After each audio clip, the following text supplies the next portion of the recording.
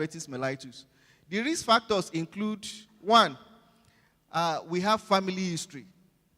Somebody in our family already have diabetes mellitus. It is important to note that we may share the same gene that is responsible for this. We need to take note of it and watch out for this one by screening, regular screening. Also, sedentary lifestyle. We all like to sit in our rooms and control everything, but please, this is not too good for us. Maybe this is one of the reasons why there is an increase in the rate of this disease. I want to believe our daddies, our mommies, they understand this, and that's why in the olden days, it's not so common the way we are coming down with it, because they are very active, they are agile. You can't just put them at a spot. That's why even in retirement, they still find something to do. But for us, younger age group, before we even retire, before we reach the retirement age, we have already retired. And we end up living with most of these chronic conditions. So this is one of the things that we need to take note of. It is very, very important. Also, people that are overweight, obesity. That's why, looking at it, being on the very, very big side is good. But all the same, it has its own potential health risk.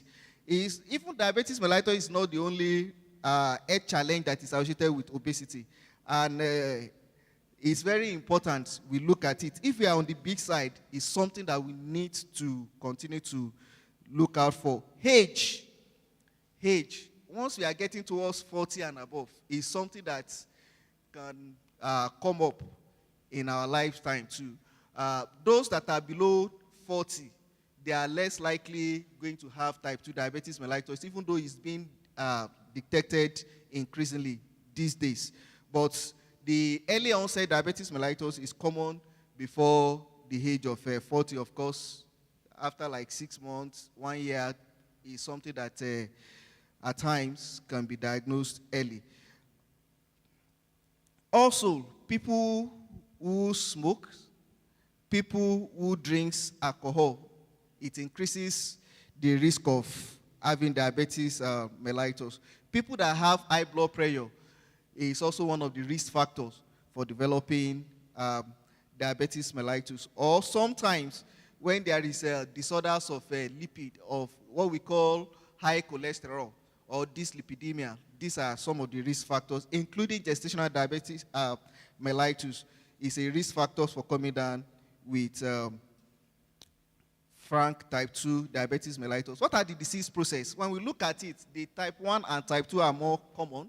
And like I said, the type 1 is usually what we call early onset diabetes mellitus, which is most of the time is as a result of